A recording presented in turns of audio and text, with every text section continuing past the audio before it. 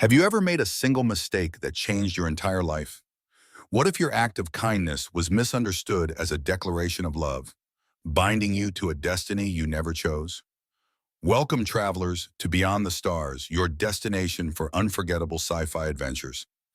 Today we journey to Aquadome 9, a city floating amidst the golden clouds of Venus, where tradition and technology intertwine, and one misplaced gesture can alter the course of fate.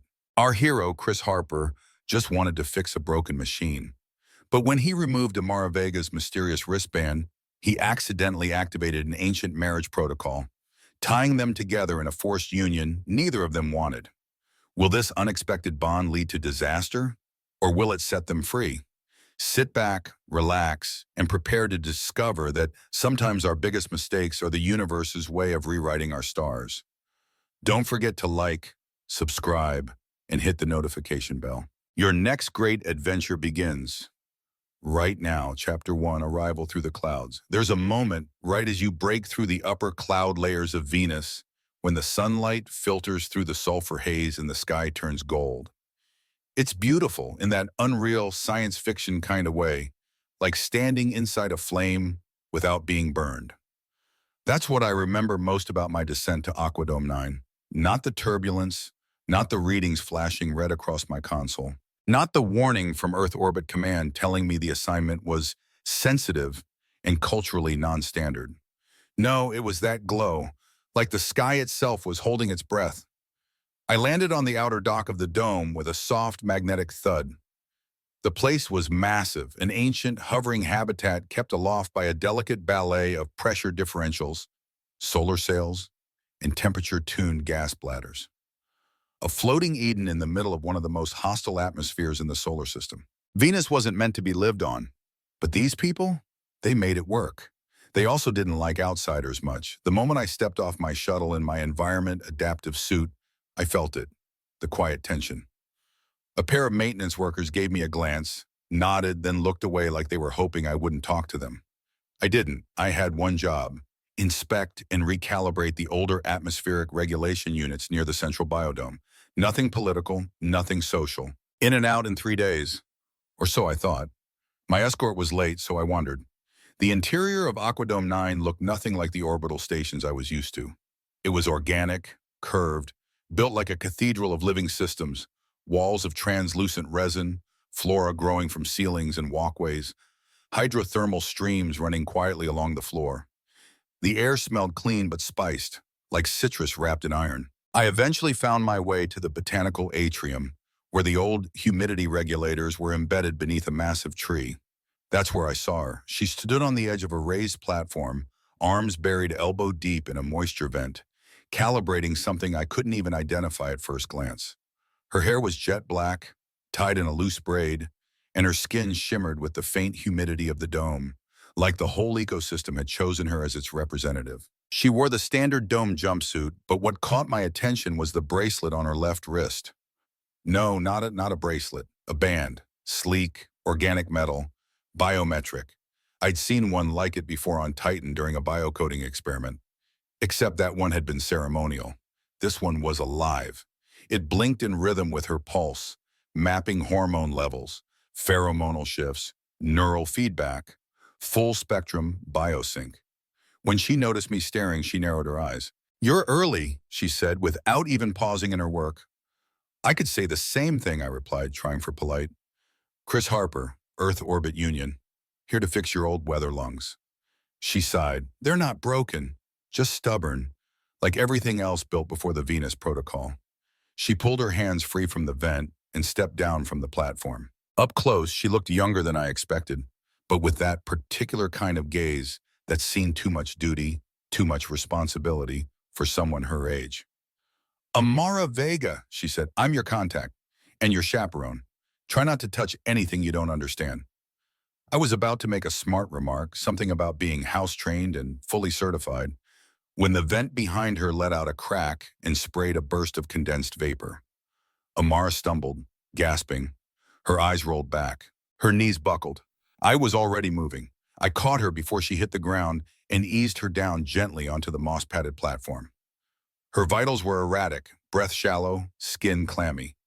I tapped my console, initiating emergency diagnostic mode. The biometric band on her wrist was flashing crimson now, pulse sync off the chart, hormonal feedback spiking. A safety override warning appeared. Attention, neural bio loop overload, cortical bridge at risk. Damn it, I muttered. I'd seen this kind of overload once before, when a subject's BioLink module started feeding back into their own hormone cycle. It could cause seizures, even death. Amara, I said urgently, I need to remove the band. She was semi-conscious, lips moving in protest, but the words were slurred, unintelligible. I took that as permission. I reached for the band. It had no visible clasp, no release mechanism, only a pulse sensor embedded in the center. I pulled out my multi-tool, adjusted the microcurrent disruptor, and pressed it gently against the side of the band. One soft click. The band released and slid off her wrist. Almost instantly, her breathing stabilized. Her eyes fluttered open. She blinked up at me, dazed. Then horror spread across her face. "No," she whispered. "What have you done?" I froze. "I had to," I said, confused. "You were in danger. Your body was rejecting the loop." "You don't understand," she said, sitting up, her voice rising. "That wasn't just a monitor. That was my genetic seal." I stared. "Wait, what does that mean?" "It means," she said, trembling, "that by removing it, you just claimed me." Chapter 2. The breaking of the band. "I didn't claim you," I said, holding up both hands like I was being accused of stealing an atmosphere converter. Amara's eyes burned through me. She clutched her now bare wrist as if I'd just stripped off her skin. The biometric band lay on the floor between us, inert, harmless, and apparently catastrophic. "You don't know what that band was," she said, her voice trembling, not with fear, but fury. "Then maybe you should tell me." She stood slowly, one hand still pressed to her wrist, the other clenched at her side. Her gaze never left mine. "That was my genetic seal," she said. "It binds my lineage, my eligibility, my compatibility rights. In this dome, a sealed band signifies genetic purity, untouched, unpromised, aligned only with the designated partner chosen by the Genomic Council." I blinked.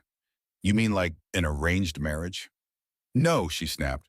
"Worse, a programmed future. It's not just ceremonial. The band stores hormonal patterns, neurochemical profiles, and ancestral compatibility markers. It was locked to me from the moment I turned 16. My stomach twisted. "And taking it off?" She drew in a breath as if bracing to say something that physically hurt. "It means you've declared a genetic merge, a bond, a claim of biological rights. You've essentially, by our law, initiated a marriage." I took a full step back. "No, no, no, no, that's not what I did. I was trying to save your life." "I know," she snapped, "and that's what makes this worse." Silence. Thick, stifling. Around us, the jungle atrium seemed to be holding its breath. Somewhere above, I could hear the subtle hum of the dome's main turbines shifting, as if Venus itself had sensed the mess I'd just made. I shook my head. "Look, there has to be a way to undo it, reattach the band, reverse the procedure. I can talk to your counsel, explain." "You can't undo it," Amara said flatly. "Once the seal is broken, the data inside it purges. The system assumes consent. The merge is recorded. The only way out now is to complete the cycle." "What cycle?" She crossed her arms, jaw tight. 45 Earth days. That's how long the provisional bond is recognized. You either see it through and nullify it together, or let it evolve into permanence." I stared at her. "You mean I'm married to you for 45 days? "Not by choice," she said coldly. "By protocol." I opened my mouth, closed it again. My brain ran through every emergency training scenario, every diplomatic etiquette course from Earth Orbit Command, and none of it had prepared me for this. Before I could say anything else, another voice chimed in, smooth and eerily calm. "Genetic merge confirmed at timestamp 12:08 Aquadome Central.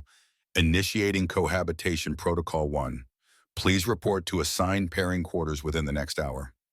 I turned. A holographic avatar had flickered to life near the atrium's archway, female in form, translucent blue, with a face designed to evoke both calm and authority. Welcome, Citizen Harper, the AI said with a slight bow. Your provisional partner is Citizen Vega. The bonding protocol will begin with a 24-hour neuroempathic acclimation phase. Counseling modules and dietary adjustments are available upon request. Amara turned away. I saw her wipe at her eyes before the AI could notice. Amara, I said quietly, I didn't want this, I swear. If there's a way to make this right, just tell me. She didn't look back. You can't make it right, she whispered. You already ruined everything. And she walked away. An hour later, I stood outside a curved silver door labeled Pairing Unit 12C. Inside was the room I'd be sharing with Amara for the next 45 days. The AI had assigned us a compact living space at the edge of the mid-tier hydroponic zone, apparently for neural neutrality and environmental stabilization, whatever that meant. The door slid open with a soft hiss. The quarters were simple but elegant, 2 beds separated by a translucent privacy partition, a shared work table, a bioluminescent window overlooking the greenhouse domes, and a small kitchen stocked with protein root paste and fermented grain juice. Romantic. Amara stood by the window, arms folded, silent. I stayed by the door. I requested a reassignment, she said without turning around. They denied it, said the bond was too fresh. Interference would corrupt the acclimation cycle. I swallowed.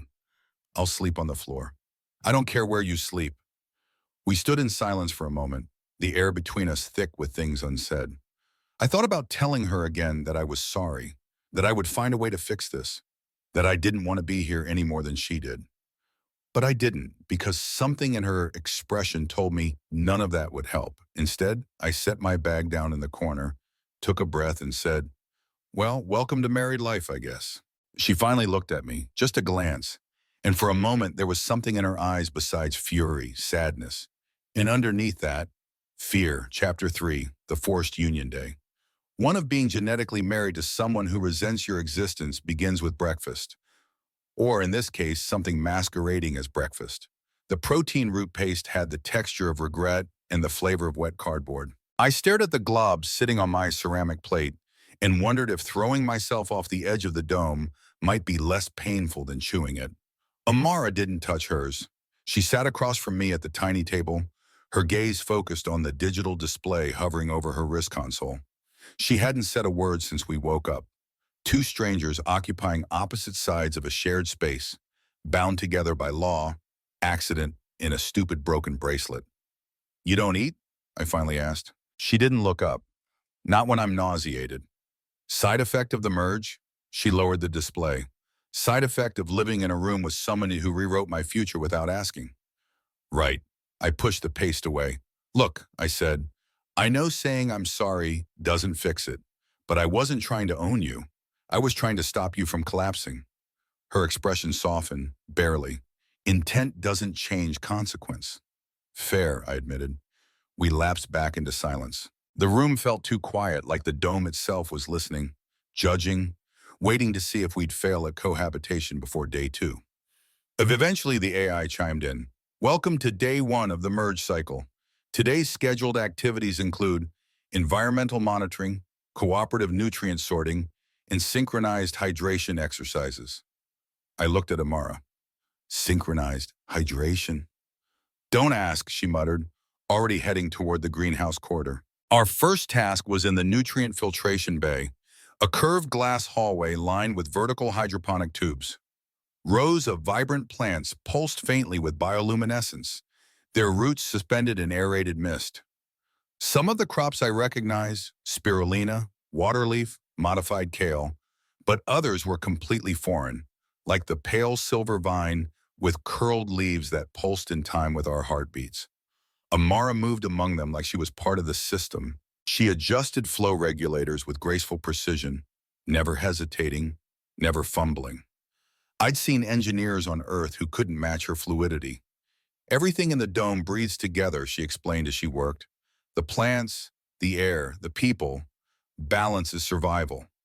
You sound like someone who actually likes living here, I said. She gave me a glance. I was born here. Of course I like it. It's my home. Not everyone loves where they're from. I didn't say I never wanted to leave, she replied. I said I value it. I nodded slowly. Fair distinction. We kept working. At one point, she passed me a pH meter without looking. I caught it one-handed. She didn't say anything, but there was the tiniest flicker of acknowledgement in her eyes. Coordination. Trust, maybe. Barely. Small wins. The next scheduled task was exactly as weird as it sounded. The AI led us to a dimly lit room lined with water tanks. In the center, a translucent table with two curved glass pitchers and two matching cups. The voice explained, synchronized hydration encourages neural resonance between bonded pairs. Please sit across from each other and initiate the pour sequence. I tried not to laugh. It was ridiculous. But the look on Amara's face said, don't you dare make a joke right now, so I sat. We each lifted a pitcher and poured water into the cups in unison, then lifted them together. At the same moment we drank. And okay, was it in my head or did something actually shift? It wasn't telepathy, but there was a strange, subtle pull in the air, like our thoughts brushed past each other. A warmth in my chest that wasn't entirely mine. When we set the glasses down, Amara blinked, surprised. You felt that too, I said. It's the chamber amplifying the merge field, she muttered. It's not permanent. Don't read into it. Wasn't going to, I said, though maybe I already had. We spent the afternoon in silence, but the hostility had faded. There was still distance, yes, but also rhythm, breathing, routine. That night, as I curled up on my cot, still refusing to touch the official merge bed provided by the AI, I caught a glimpse of her through the translucent partition. She was reading from a digital slate, her face lit softly by the display. You still believe in the merge? I asked quietly. She didn't answer right away, then softly, I believe in choice, not in bonds forced by accidents. I nodded into the dark. Me too. Another pause. Then, good night, Chris. It was the first time she'd said my name. Chapter 4, Seeds of Truth. By day 6, I knew something was off. Not with Amara, although she was still treating me with the wary tolerance of someone cohabiting with a particularly well-behaved stray dog. Not with the AI, who continued to schedule daily bond-enhancing rituals that included things like co-planting nutrient vines and synchronized breathwork in fog chambers. No, the weirdness started with a seed, literally. I was in one of the deep storage vaults beneath the secondary biodome, cataloging legacy modules from Earth orbit's early Venus missions. It was boring solitary work, which suited me fine. The fewer awkward silences with Amara, the better. But while inspecting a cryoseed vault, I found something strange. The tag read, GenCore 12X, biogenetic sample, Class R, reproductive viability matrix. And after that, do not access without council authorization. Property of dome lineage protocol. That wouldn't be unusual. Most domes use sealed genetic reserves for species preservation. But when I scanned the ID, the registry returned a name, Amara Vega. I froze. The file was locked behind 3 layers of encryption, but I bypassed the first 2 easily. Standard Federation-era signatures. What I found inside wasn't just a DNA snapshot. It was a full reproductive profile paired with behavioral modeling, partner prediction matrices, and a projected optimal lineage plan through 3 generations. It even listed potential matches. I scrolled. My name was there, time-stamped for 6 days ago, the exact moment I removed her seal band. My pulse spiked. AI, I said, tapping my comm link, are citizen reproductive files generated automatically upon merge? Affirmative, the voice replied, smoothly. Merge initiates genomic alignment calculations and long-term viability mapping. Do subjects consent to that? A pause. Consent is implicit in seal removal. I shut off the comm and stared at the screen. This wasn't just tradition, this was systemic, predictive, pre-programmed pairing based on data, not choice. Like the entire merge system was built not to honor love or compatibility, but to breed an outcome, a controlled future. When I finally returned to our quarters, Amara was seated cross-legged on her cot, surrounded by data pads and half-eaten nutrient bars. She looked tired, older. Where were you? She asked without looking up. Storage level 7, I said, checking old biosystems. You went that deep? She asked. Her tone shifted, half curious, half defensive. I found something, I said. She finally looked up. Her eyes met mine, steady, unreadable. What did you find? Your file. Her face didn't move, but I saw it, the flicker, the momentary glitch in her mask. You weren't supposed to see that, she said quietly. I wasn't supposed to be bonded to you either, I replied. And yet, here we are. She closed her eyes, exhaled slowly. It's not what you think. Really, because it looks like this entire system has been built to engineer perfect pairings. Selectively, quietly, without anyone realizing they never had a say. Amara stood. It's more complicated than that. Then make it simple, I said, because I want to understand. I want to know why your genetic future was mapped before you even hit 20. Why your name is tagged to 3 generations of projected children like you're a spreadsheet cell. Her voice shook. Because they think they're saving us. I stared. She paced the room, arms wrapped around herself. The elders, the original founders, thought they were preserving humanity's best. The atmosphere up here kills 80% of known crops. Radiation exposure causes long-term genetic instability. They had to protect the bloodlines. They believed in building something pure, so they installed the protocols, the bans, the matches. They made us into a genetic sanctuary. I let that sink in. And you believed in it? I had to, she said. It was the only way to matter in this place, the only way to have a future. I stepped closer. And now? She hesitated. I don't know, she whispered. Part of me still thinks they were trying to protect us. But another part, the part that watched you risk everything to save me without even knowing me, that part says this isn't protection, it's control. Silence stretched between us like a force field. I could feel her conflict, radiating like heat, torn between loyalty to her home and the weight of what she just admitted. I sat down on the edge of the cot opposite hers. Amara, I said, softer now, you don't have to decide everything tonight. But if we're in this, whatever this is, for the next 39 days, I need you to trust me, at least a little. She didn't speak, but she sat next to me, and that night she didn't say goodnight from behind the partition. She just whispered, thank you for seeing what I couldn't. Chapter 4. Seeds of Truth. By day ways, I knew something was off. Not with Amara, although she was still treating me with the wary tolerance of someone cohabiting with a particularly well-behaved stray dog. Not with the AI, who continued to schedule daily bond-enhancing rituals that included things like co-planting nutrient vines and synchronized breathwork in fog chambers. No, the weirdness started with a seed, literally. I was in one of the deep storage vaults beneath the secondary biodome, cataloging legacy modules from Earth orbit's early Venus missions. It was boring, solitary work, which suited me fine. The fewer awkward silences with Amara, the better. But while inspecting a cryoseed vault, I found something strange. The tag read GenCore 12X, biogenetic sample, Class R, reproductive viability matrix. And under VAT, do not access without council authorization, property of dome lineage protocol. That wouldn't be unusual. Most domes use sealed genetic reserves for species preservation.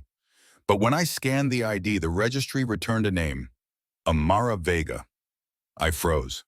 The file was locked behind 3 layers of encryption, but I bypassed the first 2 easily, standard Federation-era signatures. What I found inside wasn't just a DNA snapshot. It was a full reproductive profile paired with behavioral modeling, partner prediction matrices, and a projected optimal lineage plan through 3 generations. It even listed potential matches. I scrolled. My name was there. Timestamped for 6 days ago, the exact moment I removed her seal band. My pulse spiked. AI, I said, tapping my comlink. Are citizen reproductive files generated automatically upon merge? Affirmative, the voice replied smoothly. Merge initiates genomic alignment calculations and long-term viability mapping. Do subjects consent to that? A pause. Consent is implicit in seal removal. I shut off the comm and stared at the screen. This wasn't just tradition.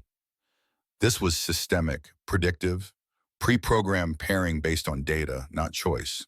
Like the entire merge system was built not to honor love or compatibility, but to breed an outcome, a controlled future.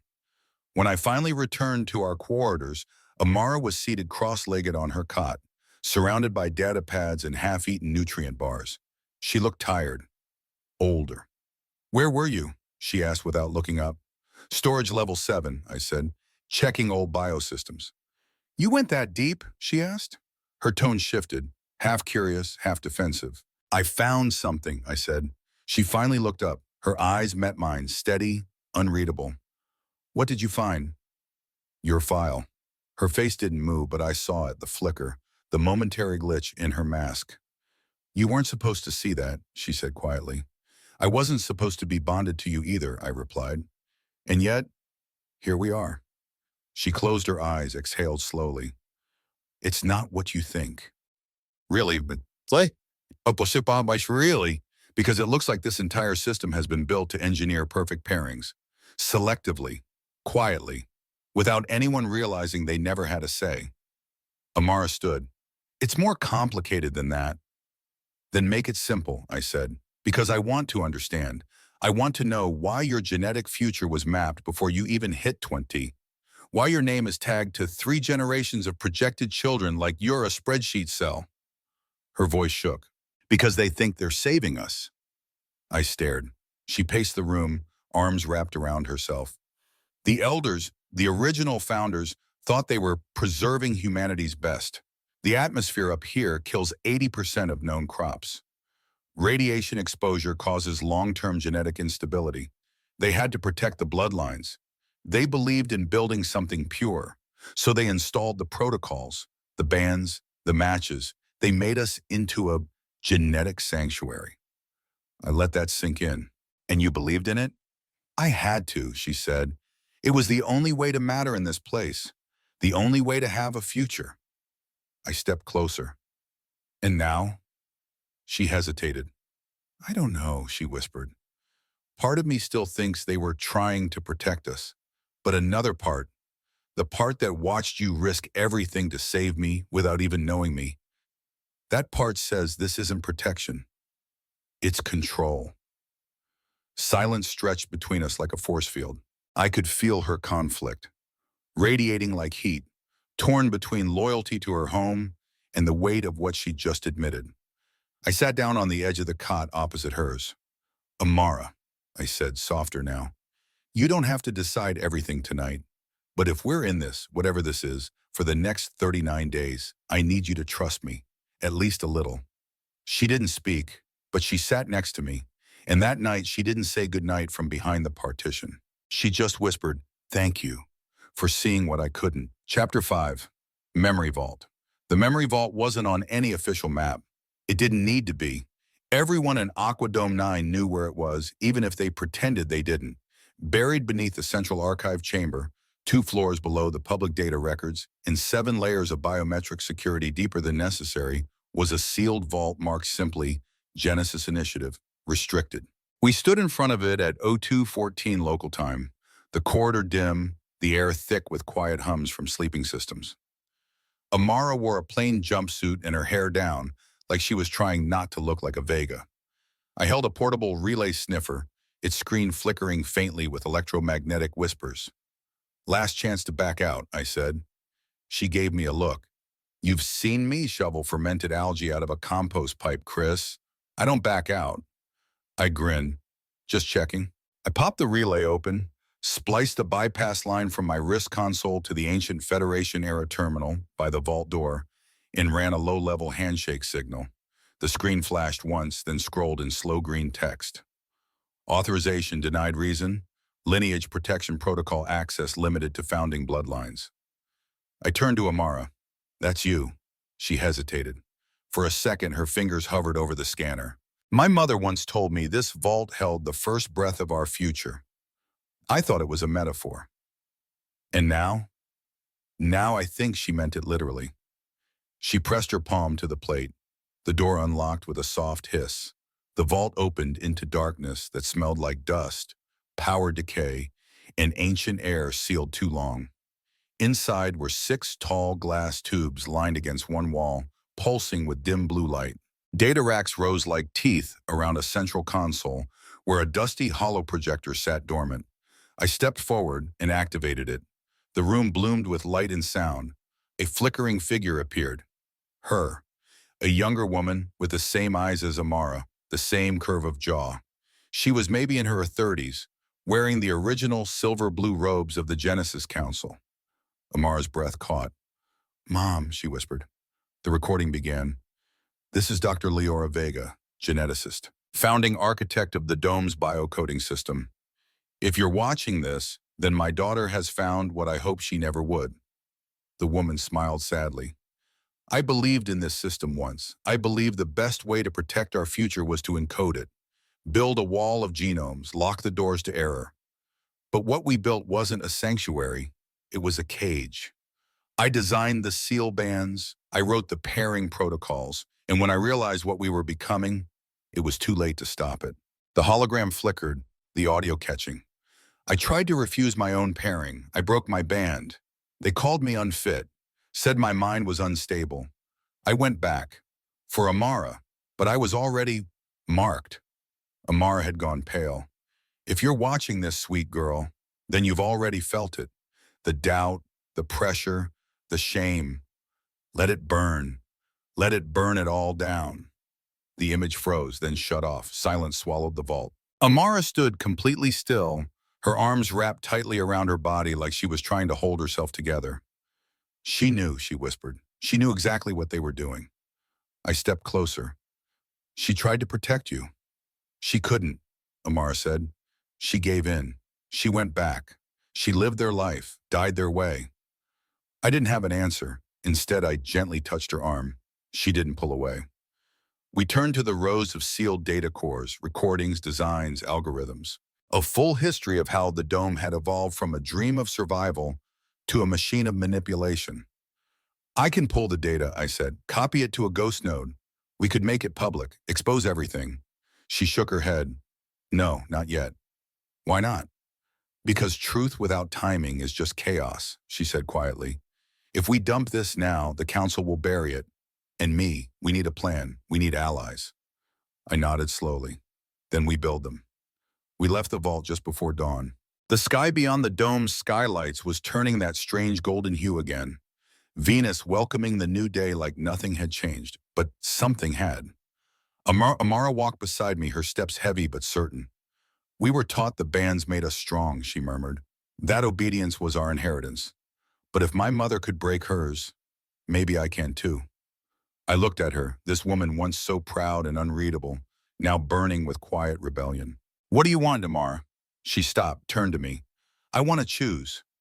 Not just her partner, her path, her purpose, her future." I nodded. "Then let's give you that." Chapter 6, The Storm Above the Clouds. The first sign something was wrong came from the sky. Venus has no seasons. Not really. Its atmosphere is a swirling chaos of sulfuric winds and pressure gradients. But the Dome's stabilization array keeps it all at bay, running a constant, delicate dance of thrust, heat release, and buoyancy. Until it didn't. The morning after we left the vault, I was inspecting the primary solar intake panel when the warning tone chirped in my earpiece. At first, I thought it was just a calibration blip.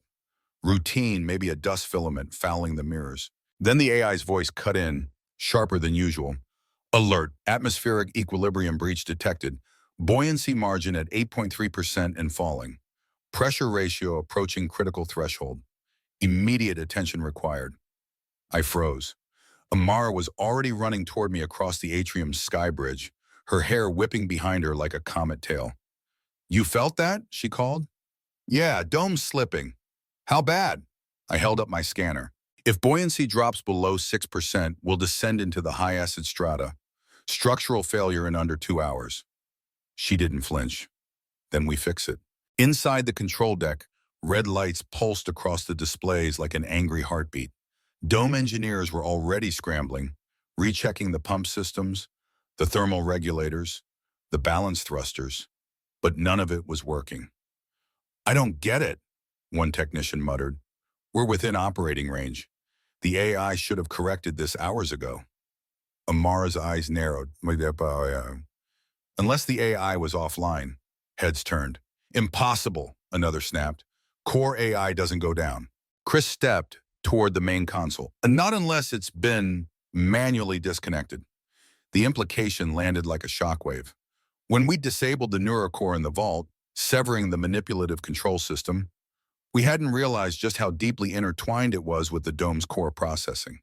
The same root systems regulating genetic authority were also connected to the buoyancy controls. Because of course they were. Nothing in this place operated in isolation. "What's our backup?" I asked. Amara pointed to the old analog pressure regulators, the mechanical lungs built into the lowest layer of the dome, pre-AI manual override. "No one's used them in decades," she said, "but if we recalibrate them by hand, we might be able to force a counterlift, buy ourselves enough time to bring the AI back online safely." "Might," I repeated. "It's either that or fall." I looked at her, and for the first time, there wasn't hesitation in her eyes. "Only fire. Let's do it." The descent had already begun by the time we reached the old systems. A low, eerie groan echoed through the structure, the sound of pressure walls flexing under strain. The sky outside the lower windows had darkened, streaked with toxic clouds. A greenish light filtered through the mist like bruised daylight. We crawled through ancient maintenance shafts, pushing past dust, vines, and generations of rust. At the base, the mechanical lungs looked like massive bronze bellows, each one the size of a truck engine. I powered up the first manual terminal. Sparks flew. The panel hissed, but the interface blinked to life. "Start with the intake valves," I shouted. "We need to equalize thrust. Slow, or we'll crack the internal seals." Amara moved without question, leaping over pipes and unlatching access hatches like she'd been born in the machinery. Her fingers flew across analog switches and ancient toggles. We worked in rhythm, one breath at a time. Pressure levels began to stabilize. 7.5 from 7.7 run. Then the second lung jammed. "Valve 3 won't engage," I barked. Amara dove toward the panel, wedged herself into the service hatch. "I can force it manually, but I need you to hold the main release." I nodded, braced myself, and locked the lever in place. "Ready." She pressed down on the hydraulic bypass. The whole unit lurched. A pipe snapped loose with a violent hiss, and a burst of superheated air shot toward her side. Amara screamed and dropped, one hand clutching her ribs. I reached her in 3 steps. Hey, stay with me," I said, sliding my arm under her. "I'm fine," she gasped, clearly lying. "Get the last valve." "No way, I'm leaving you." She grabbed my wrist, eyes blazing. "Chris, we've come too far. Don't you dare let this place fall." I hesitated, then nodded, forced the final valve down. The system groaned, and then settled. Buoyancy spiked, 8.3%, 9.1%, stabilizing. We did it. Afterward, the dome felt still. Not silent, not cold, but still, like the entire place was exhaling after holding its breath too long. Infirmary lights buzzed quietly overhead as I sat beside Amara's cot. Her side was bandaged, her vitals stable. She stirred, blinking at me. "You're still here?" she whispered. Voice hoarse. I smirked. "You're still stuck with me for 29 more days, remember?" She smiled faintly. "You saved the dome. You saved me." A pause. Then softer. "If you had died today," she said, I think I would have stopped choosing." I reached for her hand. She didn't pull away. Chapter 7. Echoes in the Vault. The dome celebrated like nothing had happened. Stabilization reports were quietly filed. The AI systems restored full function. The council issued a public statement calling the incident a brief environmental fluctuation, expertly handled by local technicians. No mention of the system nearly collapsing. No mention of the old valves, or the vault, or the people who risked their lives to keep Aquadome 9 afloat. Typical. Amara sat across from me in our shared quarters, her bandaged side carefully wrapped. Eyes narrowed as she scrolled through message logs and broadcast schedules. We'd been quiet since the storm, not because we had nothing to say, but because everything we wanted to say was too big to fit into normal words. "They're already burying it," she muttered. 2 hours after the event, they wiped my access to the root channels. "They know you were in the vault," she nodded, "and now they're pretending it didn't exist." I stood pacing, My mind burned with fragments of Amara Vega's message, her warning, her plea. We had the memory files, the data cores, the timestamps. We could expose the truth, but only if we did it right. Then we go around them, I said, straight to the public. Amara looked up. You said yourself this dome breathes together, so let's change what it inhales. We spent the next 12 hours building the transmission node. It wasn't hard. My shuttle was equipped with a long-range subspace beacon, and Amara still had backdoor access to the internal education grid. The trick wasn't technical. It was timing. People had to be awake, watching, alert. The dome's evening meditation cycle, broadcast live to over 2,000 citizens across every quadrant, was perfect. They'd tune in expecting soft light, calming music, and gentle affirmations. Instead, they'd get the truth. I prepped the data packet. Leora's confession, a selection of the manipulated pairing logs, and video footage of the neurocore interface hidden beneath the merge chambers. Amara watched me work in silence. Her face was pale, but her spine stayed straight. You're sure about this? I asked. Her voice was calm. I've never been more sure of anything. The message went out at exactly 21. It took 46 seconds for the council to respond. The dome's sky dimmed to crimson. Public channels blinked. The AI's voice boomed across all levels. Unauthorized transmission detected. Security lockdown in progress. All council members convening. Public access suspended. We were already moving, ducking into the utility corridors behind the hydroculture stacks. Amara knew the backways by heart. She led us through tunnels lit by red emergency strips, breath shallow, every footstep echoing louder than it should have. They'll try to detain us, she said. We have backup? I asked. Her smile was sharp. Not officially, but some of the younger engineers saw the broadcast. They've been waiting for this.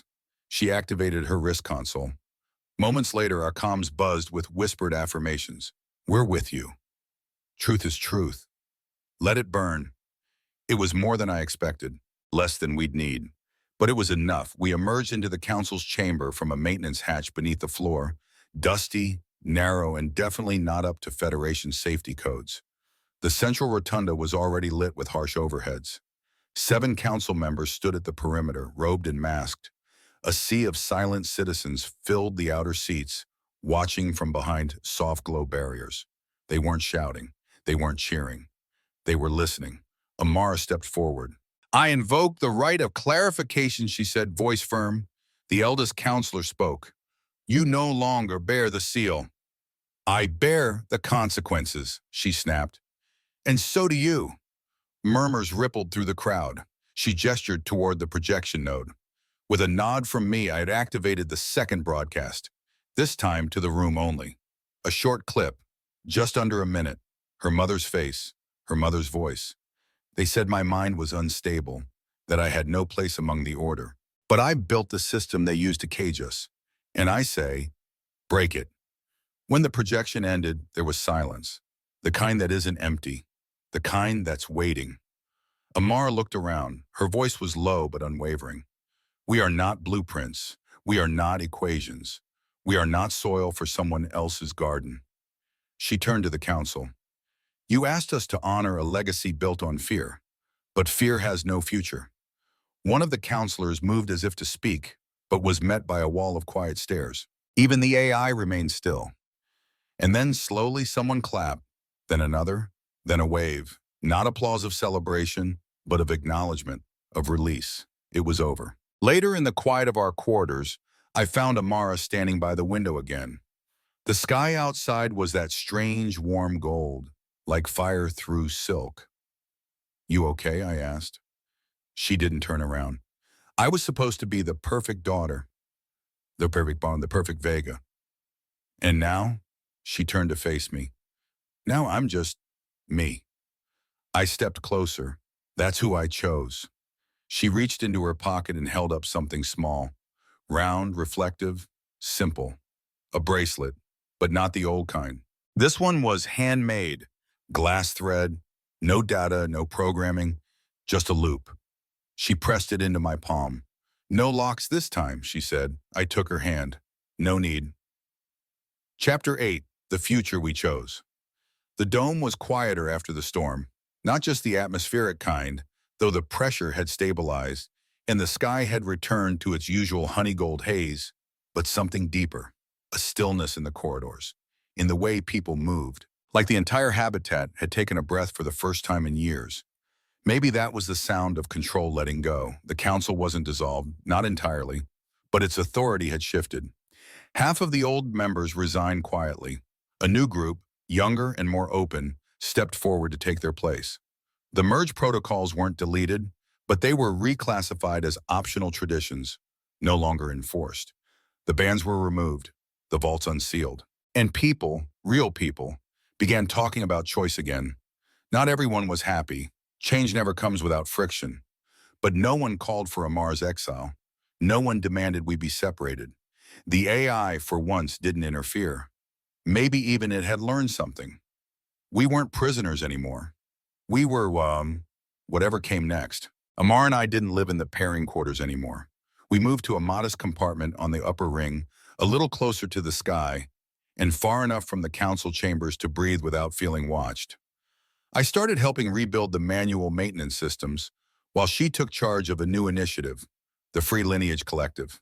Her mission was simple: teach people how to read their own code, how to understand themselves outside the labels the Dome had handed them since birth. She ran open classes, invited former dissenters.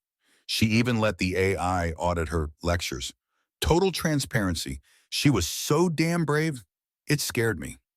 We still shared the same morning tea, still took the long path through the moss gardens when we needed to talk, still argued about efficiency versus elegance when reworking old turbine schematics. But it felt different now, like nothing was hidden anymore. One evening, I found her sitting at our table, hunched over a data slate. She was editing a lesson on autonomy versus optimization, her new favorite theme. "How's the revolution going?" I asked, leaning against the doorway. She didn't look up. "Slower than I want, faster than I expected." "That's how you know you're doing something right." I crossed the room and placed a small packet beside her, wrapped in biodegradable cloth, sealed with a recycled filament tie. She raised an eyebrow. "What's this?" "Early anniversary gift." "Well, we're not technically married," she said, though there was a playful curve to her lips. "Not technically, no, but it's been 38 days. That's got to count for something." She opened the packet. Inside was a simple tool, an old-school seed encoder, polished clean, the kind farmers once used on Earth to tag free-growing plants, untethered, unmapped. Amara held it like a relic. "I thought maybe," I said, "we could try growing something new." But she looked at me, and in her eyes I saw it, the hesitation, the scar of old traditions, but also that flicker of hope, of fire. "I don't know what we'll be in a year," she said. "I don't either. I might want to leave, to teach somewhere else, off Dome. I'll fly you there myself." She smiled. "And you? You might want to disappear again, like most off-worlders do." I stepped closer. "I might, but I might also want to stay. Help this place keep becoming what it was meant to be." Another pause. Then she said the words I didn't know I needed to hear. "Then let's not plan forever. Let's just keep choosing. Every day." I reached into my pocket, pulled out the glass thread bracelet she'd once given me, and fastened it gently around her wrist. "No locks," I said softly. She touched it. "No programming." We stood in silence, watching the light drift through the room in golden streams.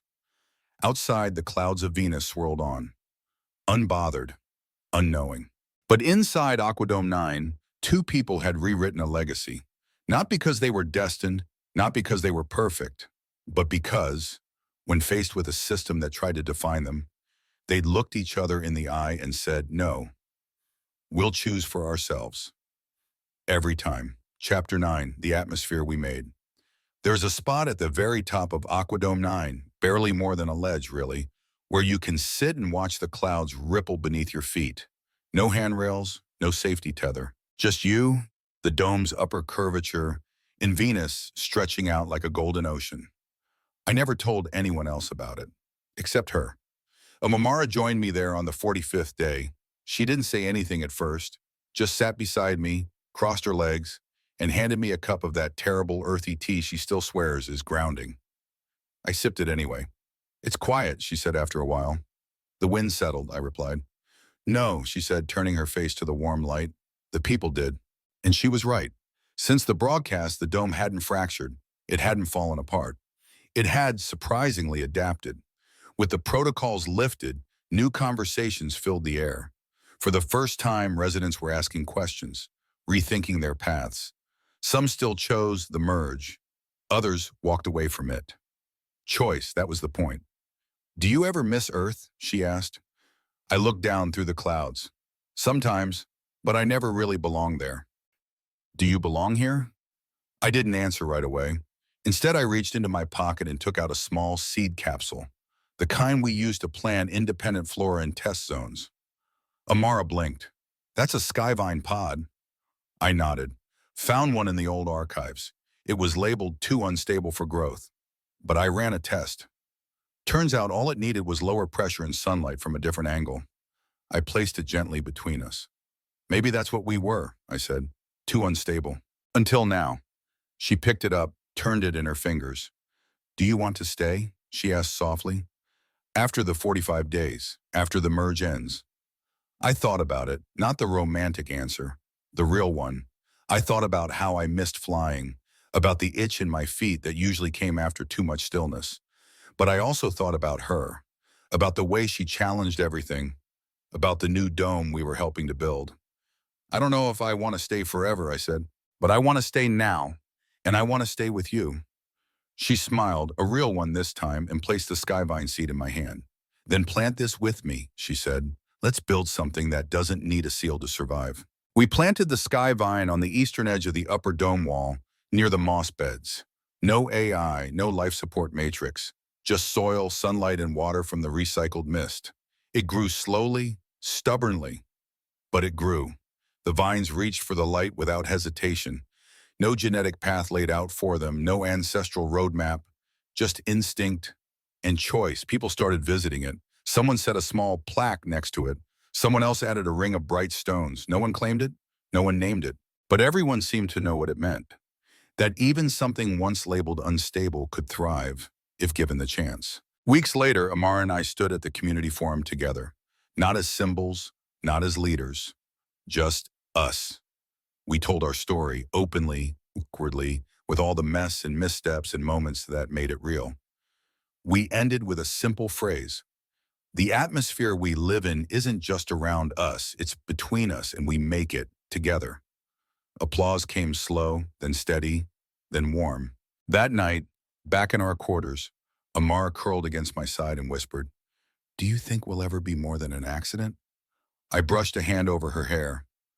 I think we stopped being an accident the moment we stayed.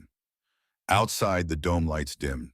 The golden sky turned lavender, then indigo, then deep velvet black.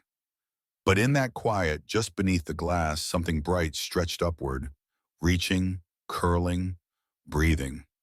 The sky vine, our vine. And in that moment, I understood something I hadn't before. You can't undo the past. You can't erase the mistake that started it all. But you can choose what grows from it. And that, my friends, is the story of how a simple act of kindness became an unforgettable adventure. Because sometimes the path to love and freedom isn't carefully planned. Sometimes it's found in the moments we least expect. If you enjoyed this journey, please like, share, and comment below. Let us know how you felt, which part touched you most, or which adventure you would like us to bring you next. And don't forget to subscribe and ring that bell so you'll never miss another thrilling tale from beyond the stars. Until we meet again, keep looking up, keep dreaming big, and remember, your greatest story might still be out there, waiting just beyond the stars. See you in the next adventure.